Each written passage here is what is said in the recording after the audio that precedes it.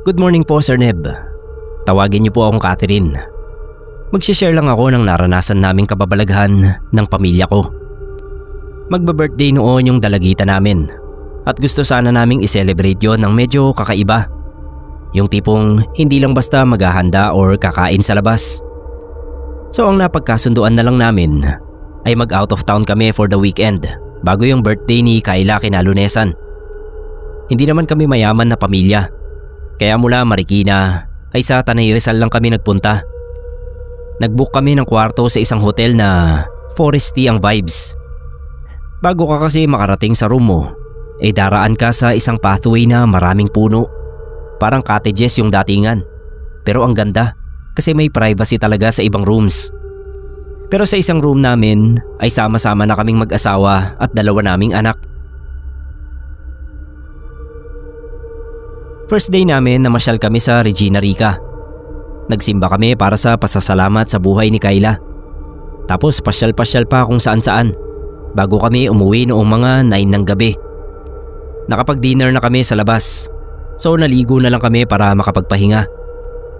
Bandang 2:00 ng madaling araw ay nagising ako dahil sa continuous na tunog na parang may nagtatampisaw sa tubig. Yung parang basa yung sahig tapos may lumulundag-lundag sa tubig. Tinignan ko yung mga anak namin. Natutulog sila tsaka si Habi. Pero yung tunog talaga ng nagtatampisaw parang nasa malapit lang. Inisip ko na lang na baka may guest sa labas na may kakaibang trip. Hindi ko na lang pinansin at pinilit na makatulog uli. Kinaumagahan ay kinuwento ko kay Joel yung narinig ko. At wala naman daw siyang narinig dahil mahimbing na mahimbing ang tulog niya. Hayaan ko na lang daw. Noong lumabas na kaming mag-anak para gumala pa uli before mag-check out, ay nagkwento si Kayla. Noong pagbalik daw namin sa hotel ng nagdaang gabi, may nakita siyang batang babae sa isa sa mga puno at pasilip-silip sa amin. Hindi na lang daw niya pinansin kasi isip niya ay guest yun. Pero noong umaga na palabas kami, ay naroon pa rin daw sa parehong puno yung batang babae. Patago-tago at pasilip-silip sa amin. Natakot daw siya kasi sinamaan siya ng tingin. Sabi ko ay baka guest nga lang din. Tapos sabi pa niya ay napansin niya na basang-basa yung katawan at buhok noong bata mula nang una niyang makita noong gabi at hanggang noong umagang yun. Hindi na sana namin papansinin yung sinabi ni Kayla kasi medyo iba na yung dating. Kaso sumabat si Charlie, yung bunso namin, at sabi niya baka siya yung naglalaro ng tubig sa labas kagabi. Nagkatinginan kami ni Joel at pinakwento kay Charlie yung sinasabi niya. Sabi ng bunso namin ay may naririnig siyang nagtatampisaw ng tubig noong gabi, kaya hinanap niya kung saan yun nanggagaling. Binuksan daw niya yung pinto at may nakita siyang batang babae na basang-basa at lumulundag sa tubig sa paanan niya. Natakot siya dahil tumatawa yung bata at napakalaki raw ng bibig noon. Ginigising daw niya kami ng papa niya pero hindi kami nagigising. Kaya nagtalokbong na lang daw siya ng kumot hanggang sa makatulog. Hindi na lang namin ginatungan ni Joel ang kwento ng dalawang bata. Basta sinabi namin na baka may sakit sa pag-iisip yung batang nakita nila. Pero sa tinginan naming mag-asawa ay alam namin na kahit kami ay hindi kumbinsido sa bagay na yon. Gusto na sana naming bumalik sa hotel para mag-check out ng maaga. Kaso baka matakot pa yung mga bata. Kaya pinagpalibad na lang namin at tumuloy sa gala. Kinahapunan pagbalik ay si Joel na lang ang kumuha ng mga gamit namin sa kwarto. Pinaghintay na lang niya kami sa reception dahil ayaw na niyang pabalikin sa kwarto yung mga anak namin. Baka raw kasi makita na naman nila yung batang babae. Medyo natagalan siya pero pagkatapos nga ng lahat ay umuwi na kami sa Marikina. Sa bahay na nagkwento si Joel na may nakita siya noong kinuha niya yung mga gamit namin. Pagbalik daw niya sa kwarto ay basang-basa yung sahig. May bakas pa raw ng maputik na paa ng bata. Imposibleng paan nila Kayla at Charlie yun dahil mas maliit sa mga paan nila yung bakas. At isa pa, Sa ilang oras naming wala sa kwarto, dapat ay natuyo na yon. Pero hindi, parang bago pa nga lang daw. Nagmamadali na siyang kinuha yung maleta namin. Tapos noong papalabas na siya, ay nakarinig siya ng mga yabag sa likuran niya na parang basang paa. Tapos ay may tumatawang bata. Dali-dali niyang sinara yung pinto at tumakbo na sa reception. Hindi na kami nag-abala na mag-usisa sa staff noong hotel. Hindi na kami babalik doon. Pero maliban doon ay naging masaya naman yung celebration namin.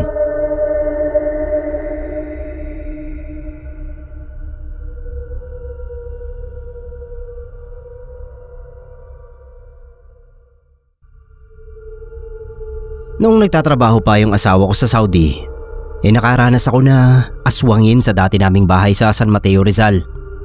Ako nga pala si Irish. Sir Neb, share ko lang yung nangyari sa akin noong buntis ako sa ikalawa naming anak ng mister ko. Year 2006 yun. Subdivision naman yung tinitirhan namin at maraming tao kahit gabi na. May mga kabataan doon na naglalaro pa rin ng basketball hanggang madaling araw na kinakainisa ng mga kapitbahay. Kasi ang iingay pa kahit tulog na yung mga tao. Sa akin naman walang problema kung gising at maingay pa rin yung mga bata. Dahil para umiwas din yung mga masasamang loob. Sino ba namang gagawa ng hindi maganda kung ganoong may mga pwedeng makakita? Safe nga siguro kami sa mga magnanakaw o iba pang masamang tao. Pero sa aswang, hindi. Nagsimula yun noong 5 buwan na akong buntis. Ang kasama ko sa bahay ay yung panganay naming anak na si Baron, na noon ay 4 na taong gulang pa lang. At yung kasambahay namin noon na si Patricia. Isang umaga ay bigla na lang nagtanong si Patricia kung kamusta raw yung tulog ko. Sabi ko naman ayos lang, kahit na medyo naiinitan ako. Kaya nakatutok talaga sa akin yung electric fan. Sabi niya ay baka raw dahil inaaswang ako. Ayokong maniwala sa aswang, kaya tinawanan ko lang siya. Pero sabi niya ay may nakita raw siya sa bintana noong gabi. Naiinitan din kasi si Patricia. Tapos yung electric fan sa kwarto niya ay mainit pa rin yung binubugang hangin. Kaya binuksan niya yung bintana para mapreskuhan. Pero pagsilip niya ay may nakita siyang anino na mula raw sa tapat ng bintana ng kwarto ko at parang lumundag sa bubong. Wala naman daw siyang narinig na kalabog kung bumagsak nga yun sa bubungan. Pero kinilabutan siya dahil nga sa pagbubuntis ko. Sabi ko ay baka pusa lang ang nakita niya o kaya ay paniki. Hindi na lang pinush ni Patricia yung topic. Pero magmula noon ay naghahagis na siya ng asin sa bubungan bago dumilim. Isang gabi ay iyak ng iyak yung anak ko, kaya halos hindi rin kami makatulog ni Patricia. Kapag tinatanong namin siya ay sinasabi niyang may mumuraw sa labas at kukunin kami.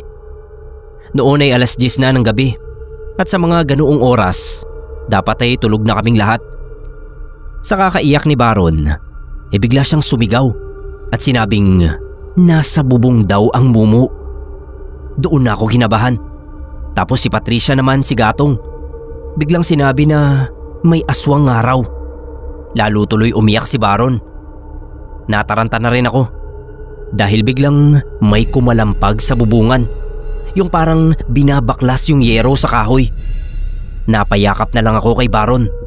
Hindi ko alam ang gagawin kasi wala naman akong alam sa mga aswang-aswang.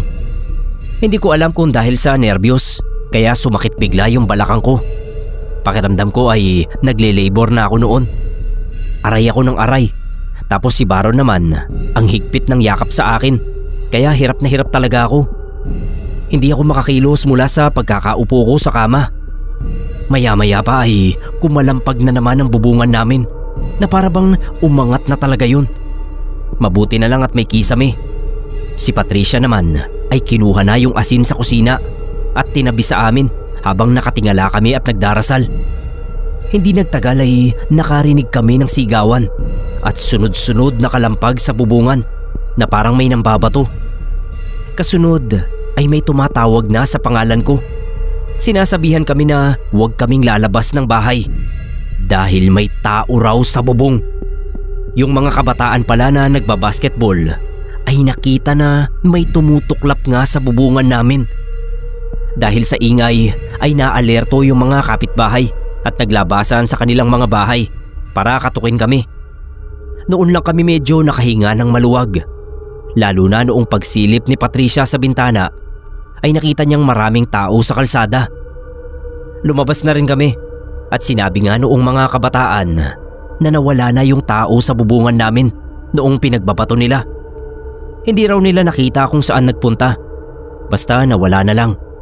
Kaya yung mga lalaki naming kapitbahay ay inikot yung bakuran namin para i-check kung walang nagtatago roon. Nakita rin nila na yung bubong sa may kusina ay nayupi at tanggal na yung mga pako. Nung gabing yon ay nakitulog kami sa isang kapitbahay. Tumawag ako sa parents ko para doon muna kami sa kanila tumuloy habang ginagawa pa yung bubong namin. Grabe talaga yung takot namin noon. Pero salamat sa mga maiingay at puyatero naming kapitbahay na kinaiinisan ng mga residente. Naitaboy nila yung aswang at nailigtas kami sa kapahamakan.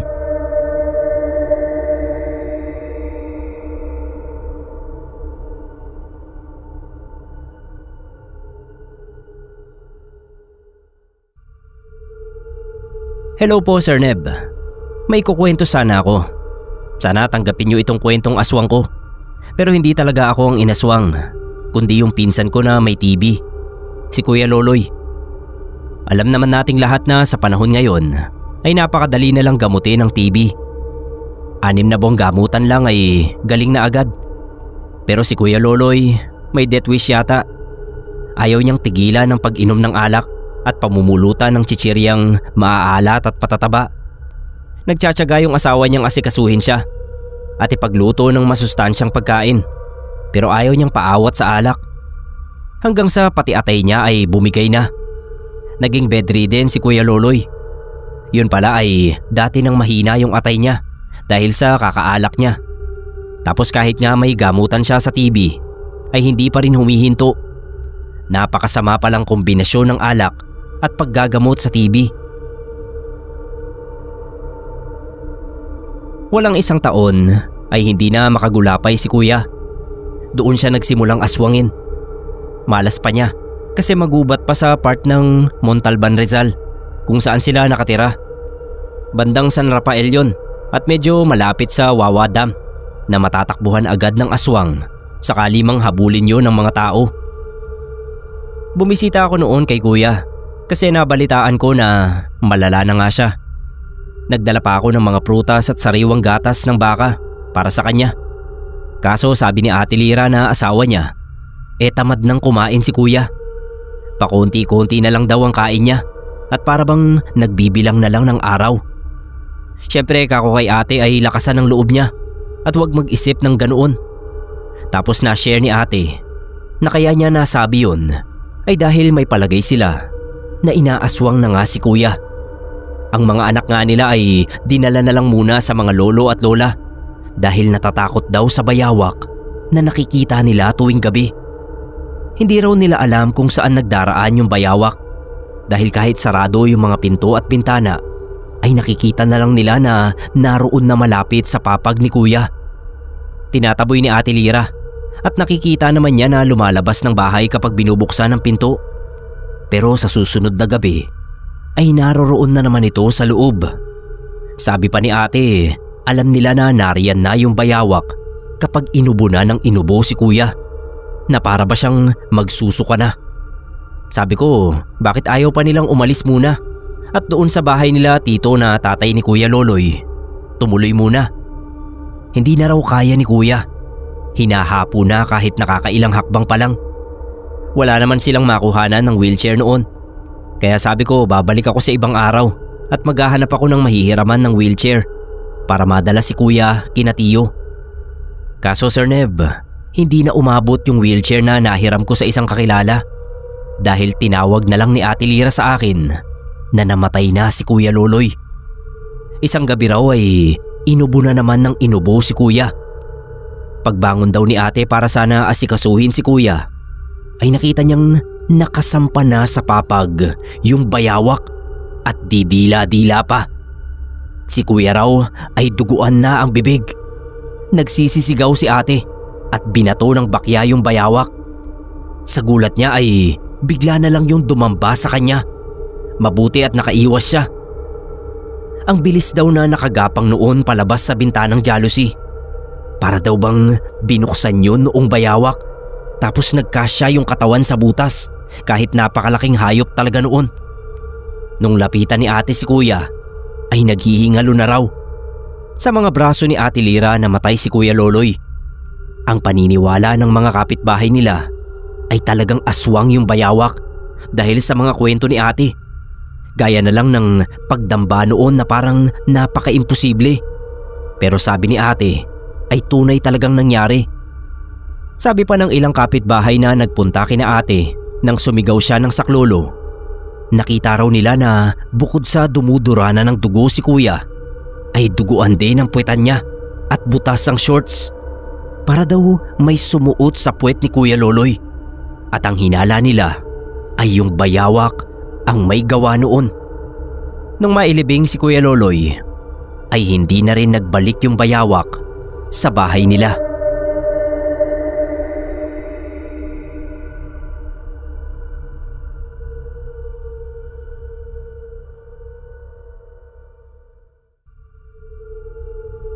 Nangyari ito noong nag-overnight kami ng mga kaibigan ko sa bahay ng isang kabarkada na taga Binangonan, Rizal.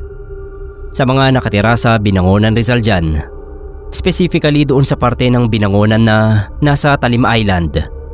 Siguro alam nyo ito at kayo mismo ang makakapagpatotoo nitong karanasan namin. Bago ang lahat, ako nga po pala si Rex. Pa-shoutout na rin po pala doon sa mga kasama ko noon na nag-overnight. Sina Enel, Jano, Mamak at yung tropa namin na legit na taga Talim Island na si Wally. Sa bahay nila Wally kami tumuloy noon. Bali po kasi kaya naman kami napadpad doon ay dahil gusto namin na makaranas ng buhay probinsya saglit dahil sa stress sa trabaho. Tapos si Wally ay nabanggit niya na malapit lang yung sa kanila sa Maynila pero probinsya na rin. Tatawid pa raw kami ng lawa kasi isla. Dito ang tuwa kami. First time ko nga na nalaman yung tungkol sa Talim Island. Manghang-mangha ako kasi para siyang punyal sa mapa. Kaya nga raw siya tinawag na Talim Island ay dahil sa hugis.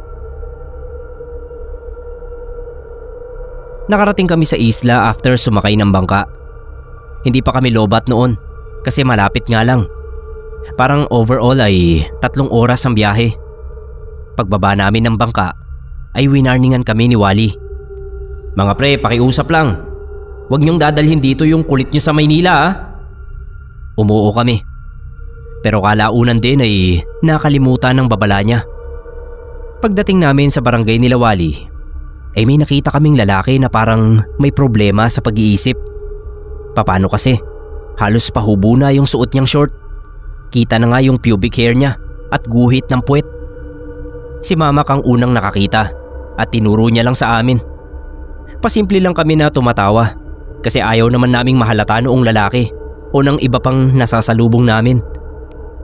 Matiwasay naman kaming nakarating kina Wally at nakapagpahinga.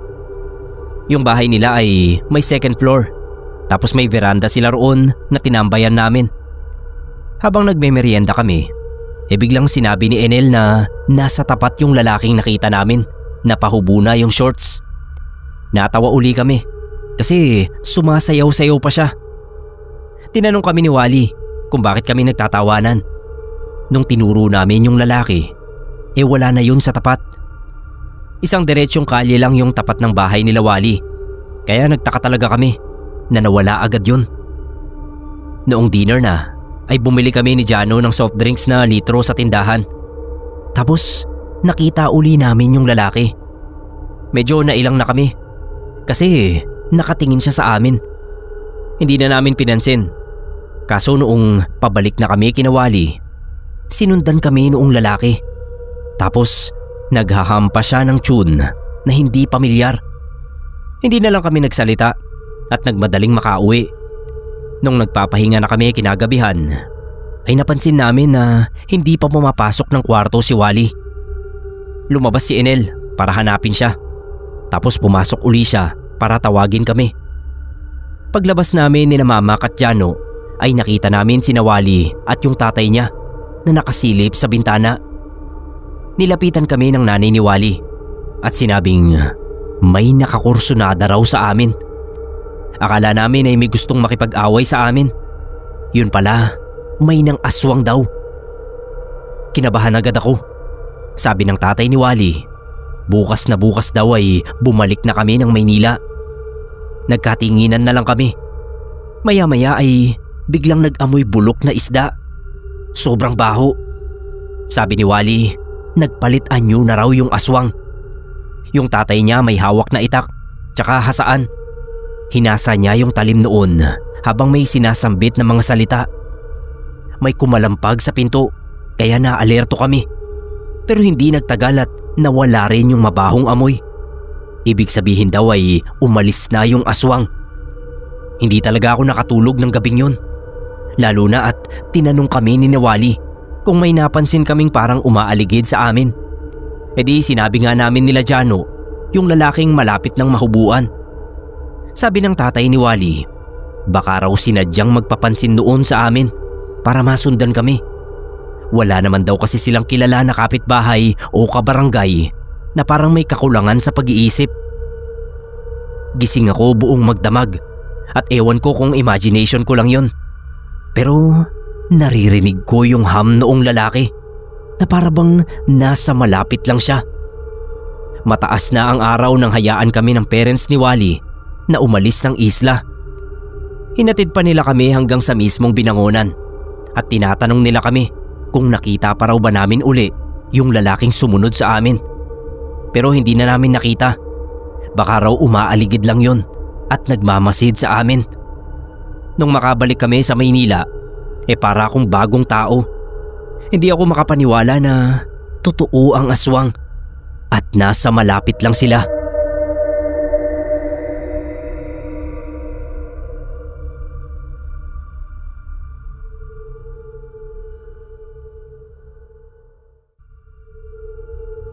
Pakitago na lang ako sa pangalang Rome. Ang ibabahagi kong kwento ngayon ay hindi naman sa akin nangyari. Pero isa ako sa mga naapektuhan ng pangyayaring yon. Kwento ito ng isang malapit na kaibigan na tawagin na lang nating Ted. Ganito ang nangyari sa kanya noon. Year 1999, noong kumalat ang balita na pagpasok daw ng 2000 ay magugunaw na ang mundo. Huling taon na raw ng daigdig ang 1999 dahil kapag ito ay binaliktad ay 666. Ngayong naaalala ko, natatawa na lang ako. Pero isa rin nga ako sa napaniwala riyan noon. Kung hindi lang dahil sa asawa kong rasyonal, baka nga naisali ako ni Ted sa kulto nila. Oo Sir Neb, dahil nga sa Y2K bag na kinatatakutan noon ng marami at hindi nakaunawa roon, ay may ilang gumawa ng kulto para daw makaligtas. Kabilang na nga sa naengganyo ay si Ted. Yung kapilya na tinatawag nila ay nakabase daw sa Rizal Province. Hindi ko lang alam kung saan doon. Basta noong November 1999 ay nag-alsabalutan siya at nagpunta doon. Iniwan niya sadya yung asawa at mga anak niya dahil ayaw maniwala sa kanya ni Manil, yung asawa niya. Dumating ang year 2000 at wala namang nangyari. Hindi naman nagunaw ang mundo. Bumalik si Ted sa pamilya niya pagdating ng April. Mahal na araw yon, natatandaan ko pa. Pinagtatawanan siya ng mga kapitbahay. At actually, ako rin. Hindi niya kami pinapansin at nagulat na lang kami kasi makaraan ng ilang araw ay pinapaayos na niya yung bahay nila. Yung bungalow nila ay pinagawaan ng second floor na may roof deck pa. Bukod doon ay binili nila yung katabing bakanting lote at tinayuan ng mini grocery. Biglang yaman. Bigla ay may mga interesado nang sumali sa kulto nila. Kaso ayaw nang sabihin ni Ted kung saan sila nakabase. Once a month ay bumabalik siya sa Rizal Province at may iba kaming kapitbahay na nagtatangka na sumunod sa kanya. Pero naililigaw niya. Para siyang ninja. Ang daming nayamot noon kay Ted kasi maramot daw. gusto ay siya lang ang aasenso. Lahat ng nagsalita ng hindi maganda laban sa kanya ay nireresbakan niya. Noon daw kasi na sinasama niya kami ay ayaw namin. Tinatawanan pa raw namin siya. Tapos ngayong inaani na niya ang tinanim niya ay gusto na naming makisali. Pero sa totoo lang Sir Neb, hindi talaga ako naiinggit kay Ted noon. Dahil na rin sa pangaral ng asawa ko. Maaari daw na galing sa hindi maganda ang biglang pagyaman ni Ted. Dahil wala pang isang taon ay ganoon na ang pag-asenso niya. Tapos kapansin-pansin din na palaaway na siya. Patol ng patol. Hindi rin naman nagtagal ang negosyo nila. Kasi isa-isang nadisgrasya yung mga anak niya. 4 ang anak ni Ted. Yung bunso ay nalaman na lang na may advanced stage ng cancer. Tapos yung pangalawa niyang anak na dalagita ay nabuntis at nagpalaglag. Kaso nagkaroon ng komplikasyon kaya kinailangan na alisin yung buong matres. Yung pangatlo naman ay naatrasan ng kotse at nabalian ng buto sa mga binti kaya kinailangan putulin ang paa. At ang driver ng kotse na nakaatras, yung panganay ni Ted. Sa sobrang guilty ng panganay niya ay nagbigti yun sa kwarto. Lahat ng yon nangyari noong year 2000. Doon na bumigay si Ted at inamin na may entity silang pinag-alayan ng kanilang sarili doon sa kulto nila. Kapalit noon ay walang hanggang yaman. Akala raw kasi niya ay siya lang ang sisingilin pagdating ng panahon. Yun pala ay mga anak niya ang babawian at agad-agad pa. Ni hindi man lang naka 10 years at least. Dahil sa nangyaring mga kamalasan sa pamilya niya ay hindi na nagbalik pa si Ted sa Rizal Province para sumamba sa entity na yon. Unti-unting bumagsak ang mini grocery nila at nabenta yung mga ari-arian. Noong down na siya ay isa ako sa mga nilalapitan ni Ted para utangan. Naaawa naman ako kaya syempre pa inaabutan ko kahit papano.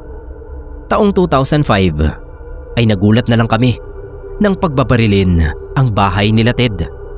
Nadamay ako at iba pang kapitbahay sa mga pinagbabaril. Patay ang buong pamilya niya at nalaman na lang namin na ang mga kapitbahay pala na nadamay sa pamamaril ay yung mga pinagkakautangan ni Ted. Kumalat tuloy ang balita na yung kulto ang pumatay sa pamilya niya at kaya kami nadamay ay dahil tinutulungan namin sila. Pamilya lang ni Ted ang namatay at kaming mga nadamay ay mga sugatan lang na madali namang nakarecover. Pero sa pisikal lang dahil yung kaisipan namin ay matagal-tagal din bago nakalimot sa nangyari.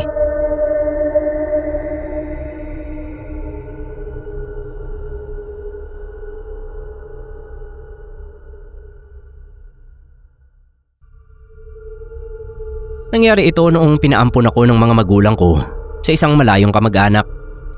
Iisang anak kasi ako ng mga magulang ko.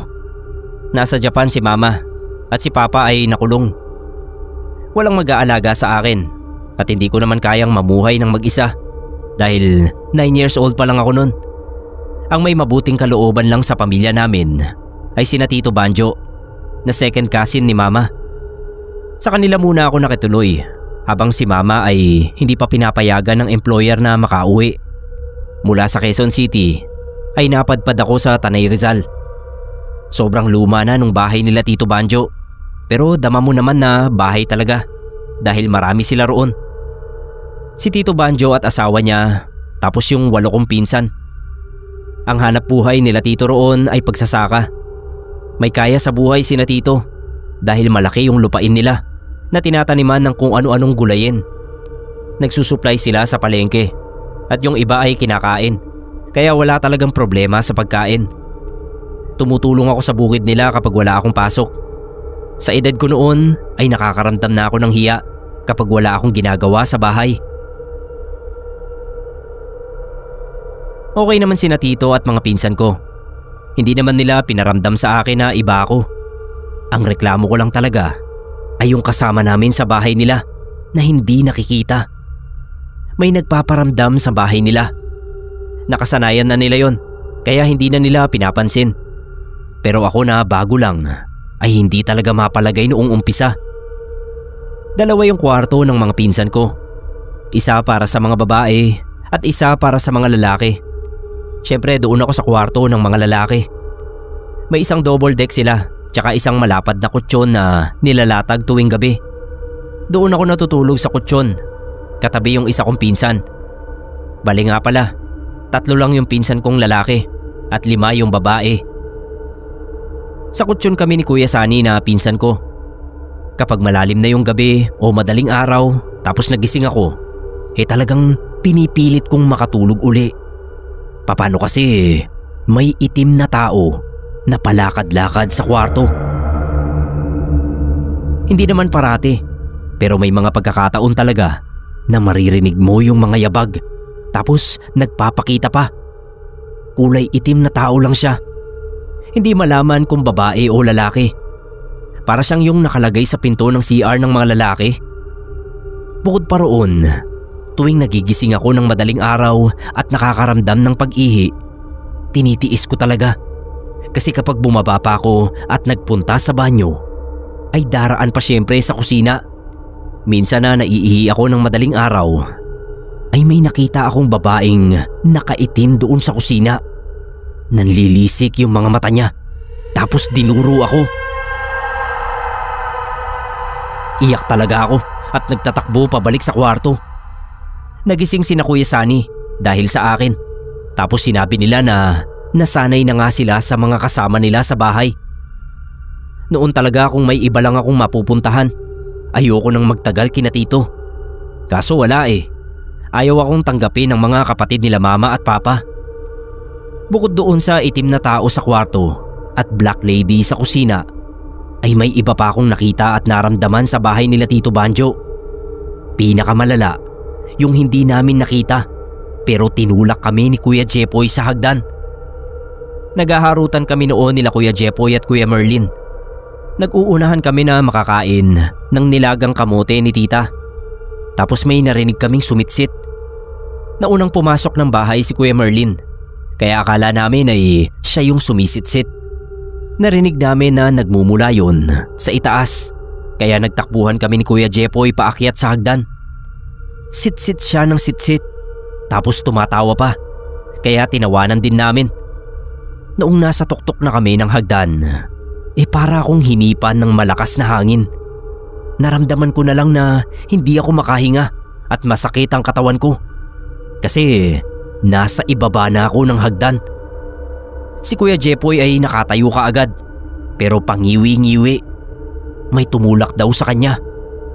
Nagulat sina tito nang makitang nakabulagta ako sa paanan ng hagdan.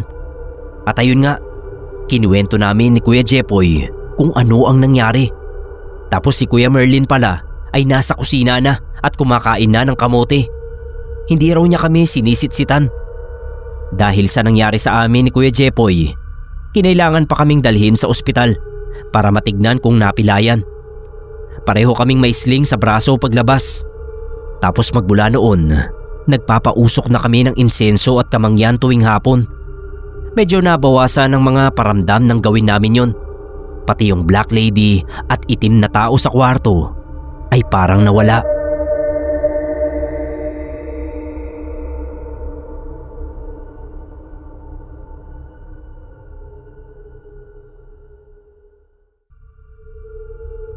Magsishare lang ako ng karanasan ko noong naging kasambahay ako sa isang pamilya sa Cainta, Rizal. Kasambahay o kasamkondo, kasi condo unit yung tirahan ng mag-anak. Biro lang po, made na lang para mas madali. Ako nga pala si Lenny at ito ang kwentong aswang ko. Nasa ika-5 palapag yung unit nila Ma'am Ria. Hindi niya totoong pangalan. Lahat pala ng pangalang babanggitin ko rito ay papalitan ko na lang bilang paggalang sa privacy nila. Matagal na rin kasi ito. Kilala yung kondo na yon. May kataasan din at maraming unit. At ayun nga, nasa ika-5 palapag sina Ma'am Ria. Yung asawa niyang si Sir Jim at 5 years old na anak nilang si Serge. Buntis noon sa pangalawang anak nila si Ma'am Ria at madalas ay kaming 3 ang naiiwan habang nasa trabaho si Sir. 3 yung kwarto ng kondo. Yung isa ay walang gumagamit at ginawang dressing room nila Ma'am. Yung katabing kwarto sa master's bedroom ay sa akin. Sa master's bedroom naman ay may karugtong na terrace. Doon madalas tumatambay si ma'am, lalo na kapag gabi na. Tapos doon din namin nakita yung aswang. Mga alas 9 ng gabi ay natutulog na si Serge kasi maaga pa siyang gigisingin sa umaga para pumasok sa school. Mga ganoong oras din ako natutulog, lalo na kung wala naman nang pinapagawa si ma'am. Si ma'am talaga yung nagpapagabi ng tulog kasi hinihintay niya si sir na 11 pa makakauwi. Isang beses na nasa terrace si ma'am, bigla niya akong tinex kahit na nasa katabing kwarto lang naman ako. Nagbabasa pa ako ng pocketbook noon. Sabi ni ma'am ay sumilip ako sa bintana ng kwarto ko dahil may ipapakita siya. Katabi lang ng bintana ko yung terrace nila. Pagsilip ko nga ay inakala ko na agila yung nakita kong nakadapo sa veranda ng terrace. Alam ko kung gaano kalaki yung agila kasi nakakita na ako noon. Ganun halos kalaki yung ibon sa terrace at nakatitig yun kay ma'am na nakaupo habang hawak yung iPad. Kasing laki ng agila pero alam kong hindi yun agila. Maitim kasi at parang nakakalbo na. Bukod doon ay napakalansa pa ng hangin na amoy ko dahil nasa ikalimang palapag na kami. Nagsisigaw na ako noon para maitaboy yung ibon. Sabay sinigawan ko rin si Ma'am Ria na pumasok na sa kwarto. Nung pumagaspas yung pakpak ng ibon ay tsaka kumilos si ma'am para pumasok sa kwarto nila.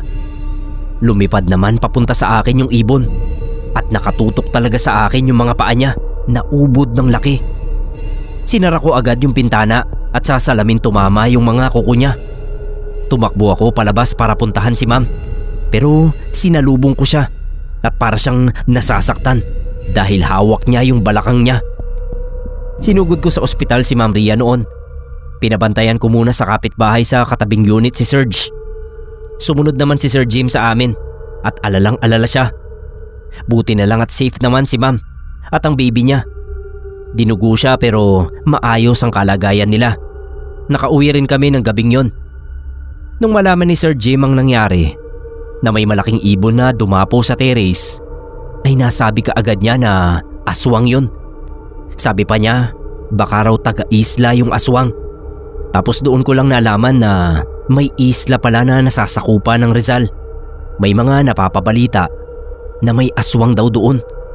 Sabi pa ni Sir ay baka naaamoy si ma'am dahil gabi-gabi siyang tumatambay sa terrace. Mula noon ay hindi na nagpapagabi sa terrace si Ma'am Ria. Naglalagay rin kami ng asin at bawang sa terrace bilang pangontra. Biro pa ni Sir Jim, akala raw niya sa mga kubo lang nang gugulo ang mga aswang. Pati raw pala sa kondo. Sosyal na rin daw pala. Hindi na bumalik yung aswang hanggang sa makapanganak si ma'am. Pero sabi niya, may mga gabi na naaamoy niya yung kaparehong lansa na naamoy namin noong nakita namin yung malaking ibon. Baka umaali-aligid pa rin yun pero hindi na makalapit dahil sa asin at bawang doon sa terrace.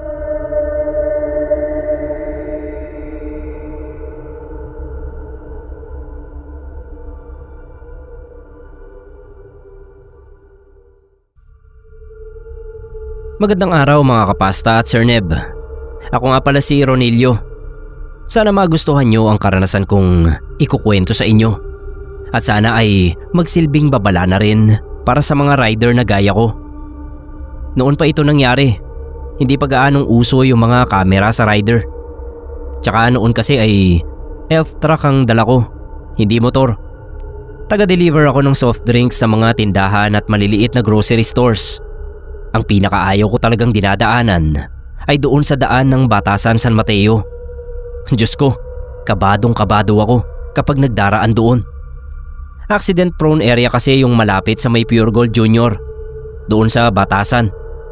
Pinakamalalang aksidente roon ay yung may truck ng mga bakal na nang araro ng maraming sasakyan. Ang daming namatay doon. Sa dami na nga ng aksidente sa kalsadang yon ay hindi na nakapagtataka na may nagmumulto. Kapag dumaraan ako ay dasal ako ng dasal. Salamat na lang talaga sa Diyos at hindi naman ako hinahayaang madisgrasya sa biyahe. Pero may isang pagkakataon na siguro kung hindi ako nagpakahinahon ay baka na-aksidente rin ako. Gabi na nun. Hindi naman ako magdi-deliver ng soft drinks kundi magdadala lang ng mga order form. Dahan-dahang maneho kasi gabi naman at hindi nagmamadali. Isa pa ay accident prone area nga kaya kailangan triple ingat. Malayo naman na sa Pure Gold Junior yung natapatan ko.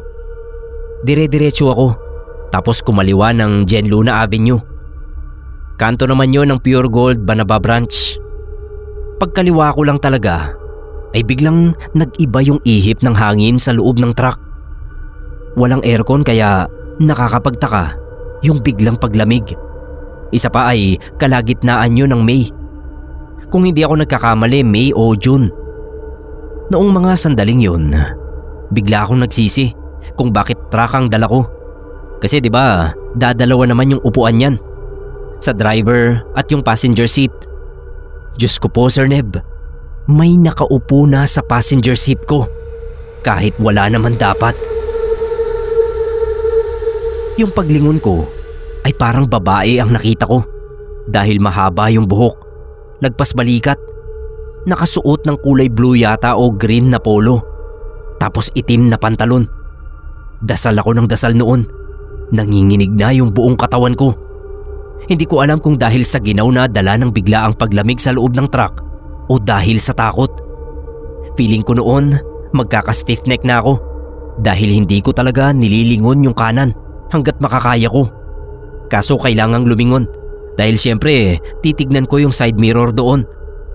Halos hindi ako humihinga nang lingunin ko yung side mirror kasi nga kakanan na ako. Paglingon ko ay bumaling na lang uli ako sa harapan dahil halos ilang pulgada na lang pala ang layo sa akin ng mukha noong pasahero ko. Naiiyak na ako noon dahil sa saglit na paglingon ko ay nakita ko yung bangas na mukha niya. Gasgas ang kanang bahagi ng mukha niya at parang nabura na yon. Ang ginawa ko ay nagminor ako at sumenya sa kasunod nahihinto ako. Ginilid ko yung truck at bumaba na lang. Hindi ko kayang magmaneho talaga. Tumawag na lang ako sa boss ko at nagpasundo sa mismong kinaroroonan ko. Kinuwento ko yung nangyari at tinawanan lang niya ako. Sabi ay katanda ko na raw nagmamaneho at nagdaraan sa batasan. Parang hindi ko pa alam ang dapat gawin, lalo na kapag bumabiyahe ng gabi. Doon ko nga napag-isip-isip na oo nga pala, dapat pala bumusina ako pagdaan ng Pure Gold Junior. Nakamotor ang boss ko nang dumating. May kasama pang driver. Akala ko magmomotor ang isa sa kanila. Pero ang ginawa ay sinakay sa likod ng truck yung motor. Tapos nagsiksikan sila sa passenger seat. Ang balak pala nila ay ihatid ako sa bahay.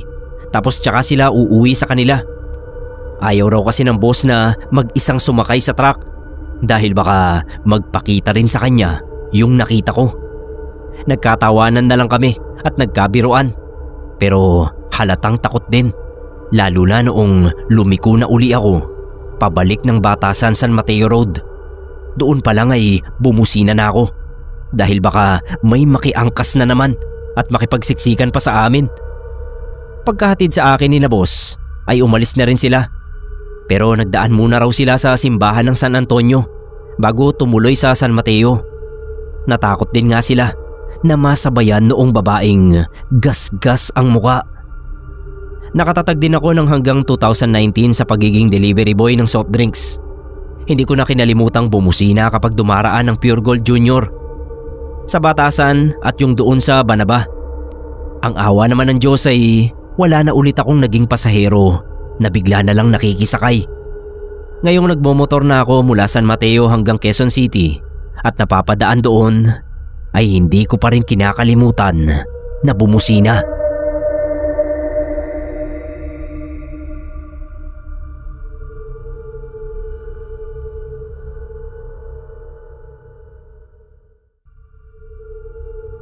Isang mapagpalang araw po sa ating lahat, lalo na sa inyo, Sir Neb.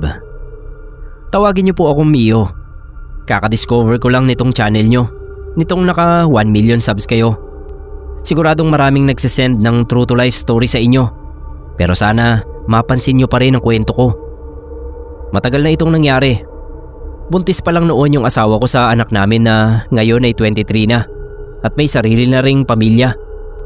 Hindi ko ito makakalimutan dahil sa 6 na pagbubuntis ni Mrs. ay doon lang sa aming ikalawang anak namin naranasan na maaswang. Minsan na pag-uusapan namin ni Karina na baka kaya siya inaswang noon ay dahil kasabay niyang magbuntis yung 2 pa naming kapitbahay. Nung mga panahon na yon ay si Karina ang pinakamalaki ang tiyan sa 3 buntis dahil siya yung malapit ng mga anak. Yung 2 pa naming kapitbahay na sina Emma at Fe ay maliliit pa ang tiyan. Katabi namin ang bahay ni Fe. Sina Emma naman ay mga ilang bahay pa ang layo mula sa amin.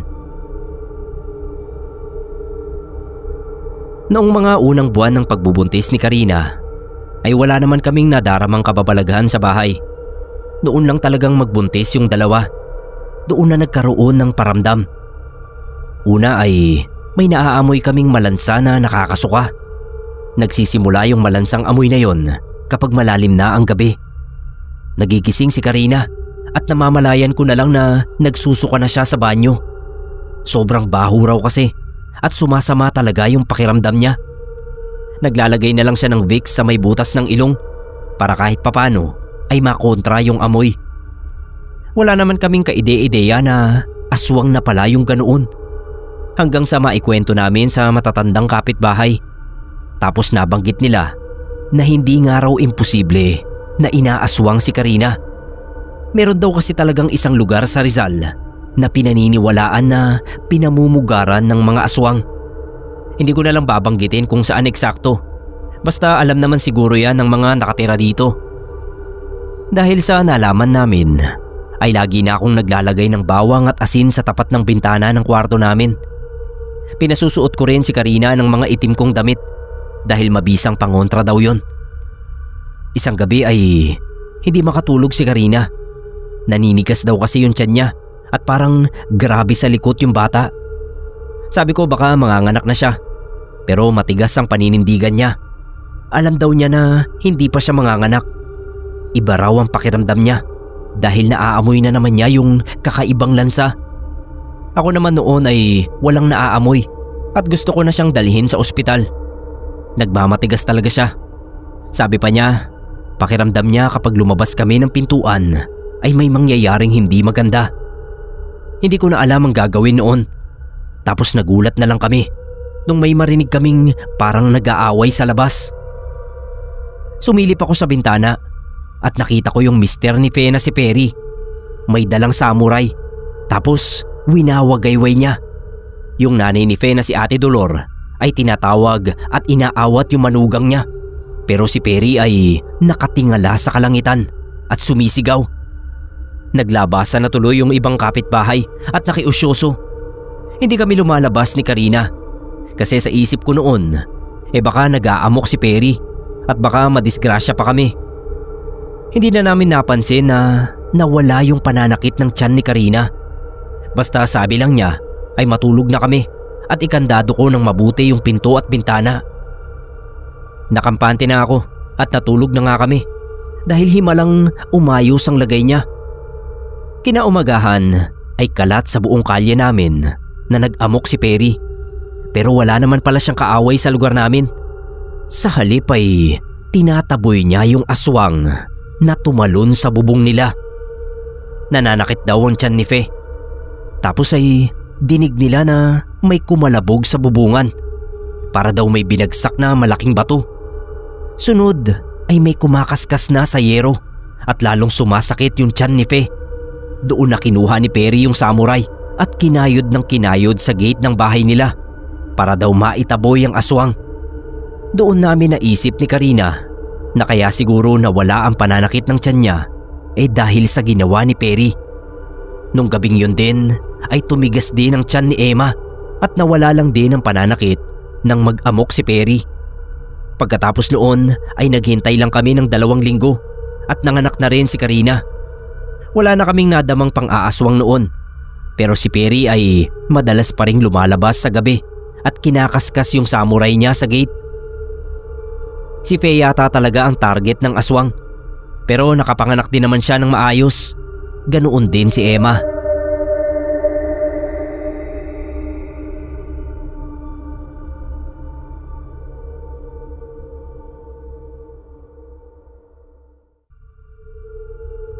High school pa lang ako nang mangyari ito. Hello mga kapasta. Ako nga pala si Nikoy, tubong Binangonan, Rizal. Ang kwentong ibabahagi ko ay tungkol sa bagay na nakita ko isang hapon na pauwi ako mula sa school. Naggala-gala pa ako nun kasi mag-isa lang ako. Hindi naman kasi ako yung tipong mabarkada, pero hindi rin naman ako loner. Kumbaga, kaya kong may kasama at kaya ko rin ng nag-iisa. Mula sa Don Jose Inares High School ay nilalakad ko lang hanggang sa amin sa Rizal Street. Malapit lang naman yun. Kaso dahil si gala nga ako, ay nagpaikot-ikot muna ako at doon na nga ito nangyari. Sa gilid ng kalsada ay may mga puno-puno at doon ko nakita yung bolang apoy na parang sinlaki lang ng bola ng tenis. Hindi ko agad yun nakita dahil sa sulok lang ng mata ko siya napapansin. Kapag lilingunin ko na ay nawawala. Akala ko noong una ay may nagbibiro lang sa akin kasi may naririnig pa akong ugong. Imagine niyo yung malaking sulo. 'Di ba may apoy yon sa dulo? Tapos ikakaway-kaway mo yung sulo. May ugong na nagagawa yung apoy na kumukumpas-kumpas sa dulo. Ganon yung tunog. Pero nung una ko yung narinig ay hindi ko pa magets kung ano. Nagmadali na akong umuwi kasi naiilang na ako. Nag-iisa nga kasi ako, tapos parang napapagtripan pa ng hindi ko nakikita. Alam ko na kung may nantitrip man sa akin ay hindi yung tao. Mangilan-ngilan na lang kasi yung dumaraan noon na naglalakad, tapos malayo pa sila sa akin. Yung pagbaling ko pabalik para umuwi na talaga ay doon nahuli ng mga mata ko yung bolang apoy. Tinitigan kong mabuti kasi iniisip ko baka may tali lang siya na connected sa pamingwit. Parang ganun kasi yung galaw niya. Yung tipong may kumokontrol mula sa malayo.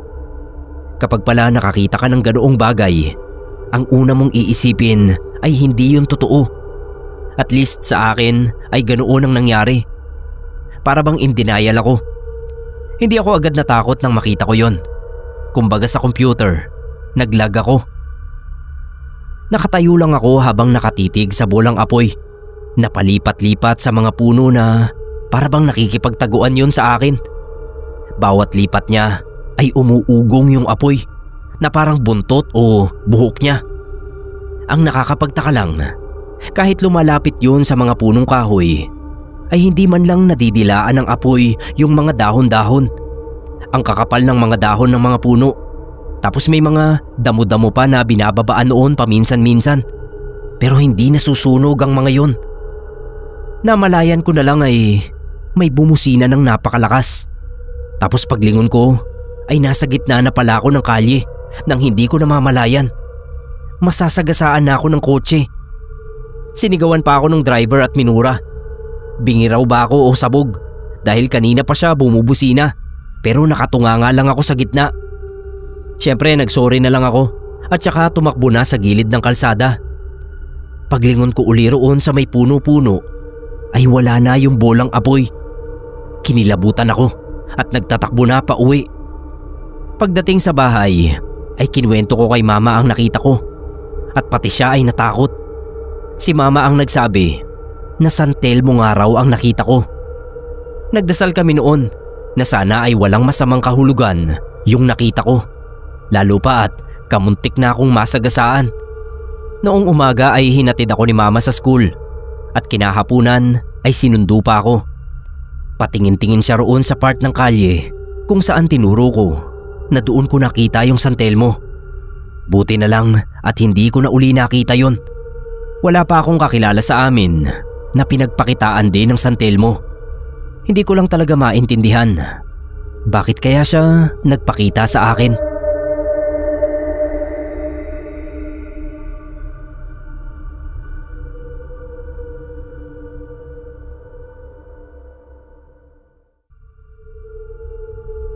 Hello po Pinoy Creepypasta. Pakitago na lang ako sa pangalang Andy. May gusto sana akong ikwento, kaso hindi ito tungkol sa akin. Kaya sana ay manatiling anonymous na lang ang pagkakakilanlan namin. Itatago ko na lang din ang totoong pangalan ng mga kasali. Kung pwede naman po ay ito na at ikukwento ko na. 1980s, San Mateo, Rizal. May tsismis sa amin noon na yung matandang nakatira malapit sa Ampid River ay aswang. Takot na takot kaming magpunta roon. Pero yung kababata ko na si Emong ay misteryosong nakarating doon. 5:00 yon ng madaling araw at nautusan siyang bumili ng pandesal sa malapit na bakery. Mula sa bahay nila Emong ay diretso lang papunta roon sa bakery na matatanawan sa bahay nila. Kaya hindi nag-aalala ang mga magulang niya na utusan siya mag-isa. Isa pa ay medyo malinaw na ang langit noon dahil kung tutuusin ay umaga na talaga.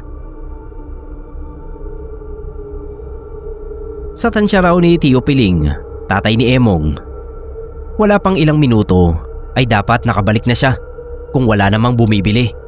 Nung mapansin ni Tio Piling na natatagalan na nga si Emong, ay lumabas na siya at sumilip sa bakery. Wala roon si Emong, kaya lumapit na siya at nagtanong sa tindera. Sabi raw ay hindi pa bumibili si Emong at hindi rin ito nakita. Doon na kinabahan si Tio Piling. Hindi niya malaman kung saan siya tatakbo, kung babalik ba sa bahay o magsisimula ng itaob ang buong bayan. Dahil sa isip noon ni Tio Piling, baka nadukot na si Emong at naisakay sa truck. Noon kasi ay uso yung kidnapan ng mga bata para ipatulo ang dugo sa ginagawang tulay. Ayaw sanang ipaalam ni Tio Piling kay Tiang Sonia na nawawala si Emong dahil baka atakihin siya sa puso. Kaso lumabas na rin si Tiang at nakitang natataranta siya. Kaya sinabi na rin niya ang totoo. Namutla si Tiang Sonia kaya pinakalma siya ni Tio Piling. Pero sabi lang ng Tiang Sonia ay puntahan ng tiyo yung matanda sa may ilog. Malakas daw ang kutob ni Tiang na naroon si Emong.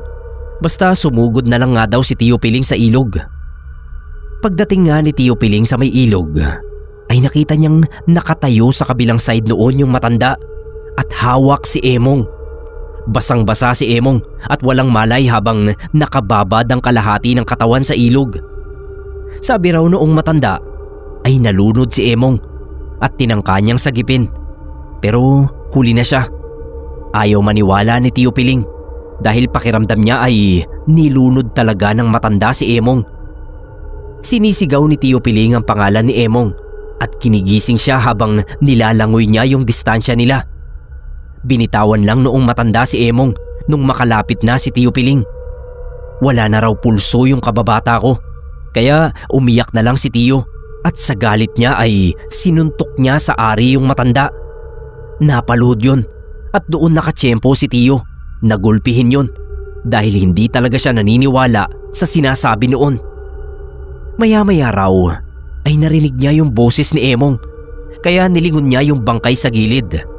Pero hindi naman daw yun kumikilos. Tapos biglang may yumakap sa kanya at si Emong ang nakita niya. Gulat na gulat si Tio Piling. Tapos yung matanda naman ay nagmamadaling tumakbo palayo. Yung bangkay naman na Emong ay unti-unting natuyo hanggang sa maging putol na puno ng saging. Ganun na lang ang takot ni Tio kaya dali-dali silang lumangoy ng tunay na Emong patawid ng ilog. Sa kabilang side ay naroon na si Tiang kasama ang ilang kapitbahay. Hinabol nila yung matanda pero hindi na nila nakita. Sa kwento ni Emong, namalayan na lang niya na naroon siya sa tapat ng bahay ng matandang aswang. Hindi niya alam kung paano siya nakarating doon. Pero nung tangkain niyang umuwi, ay ginapos siya noong matanda na napakalakas pa rin kahit na napakapayat. Tinakpan din ng basahan ng kanyang bibig kaya hindi siya makasigaw kahit na naririnig niya yung boses ng tatay niya. Buti na lang at may batang lalaki na tumulong sa kanya para makawala. Pero yung batang yun ay hindi na rin nakita. Kaya sa hula ng iba ay baka isa yung multo ng biktima ng matanda. Pinatawa si Emong at nakita roon na balak talaga siyang kainin ng matandang aswang. Kaya siya nahipnotismo na sumama roon. Ilang buwan din kaming pinagbawalan na lumabas ng walang kasama sa takot ng mga magulang namin na magaya kami kay Emong. Gayong kahit pala may araw na ay umaatake pa rin ang aswang.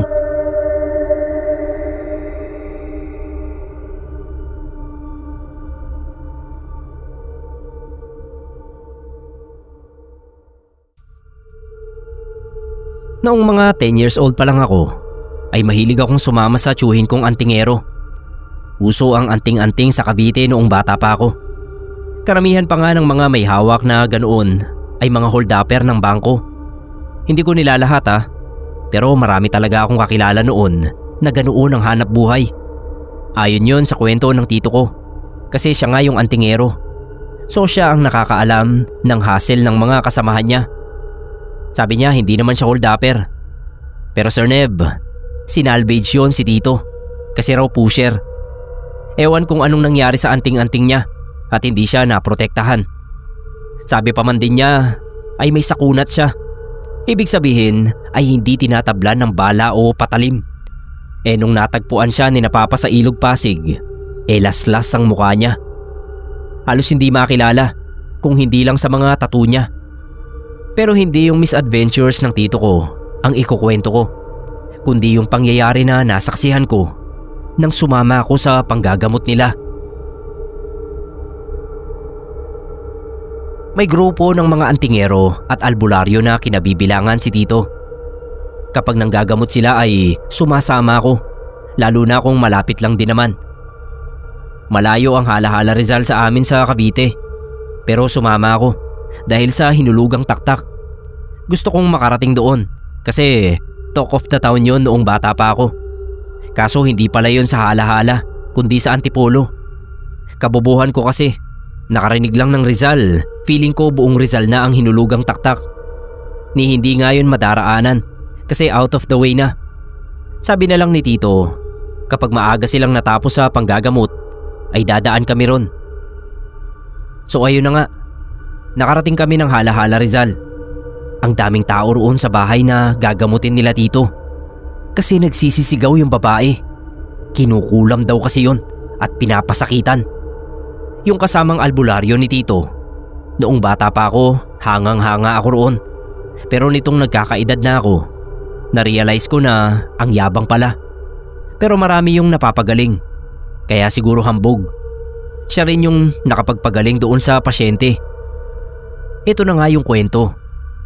Wala naman talagang ambag si tito sa panggagamot, kundi tagapigil lang doon sa babae na nagwawala.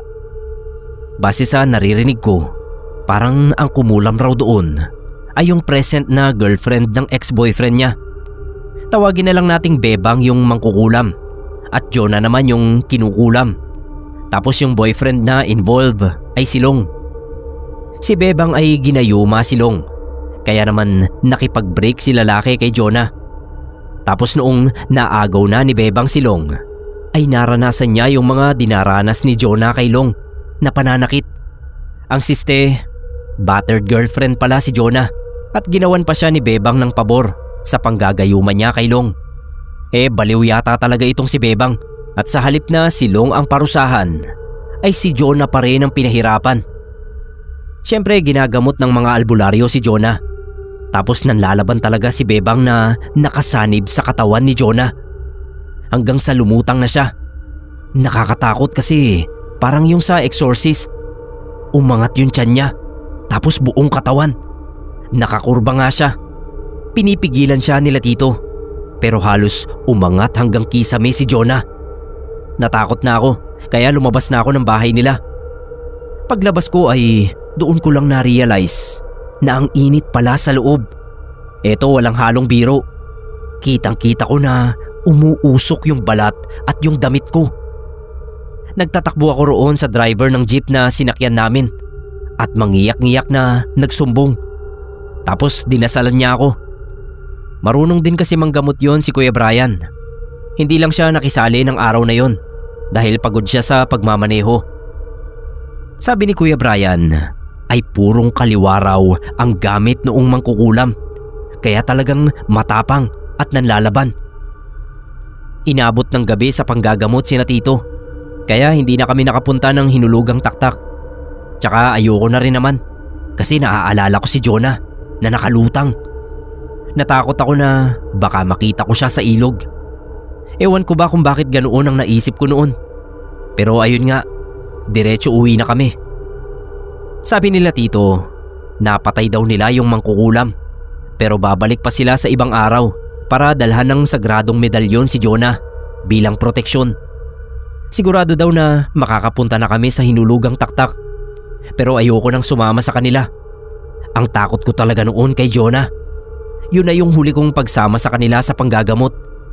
Na-trauma ako kay Jonah dahil first time kong makasaksi ng kinukulam na ganoon.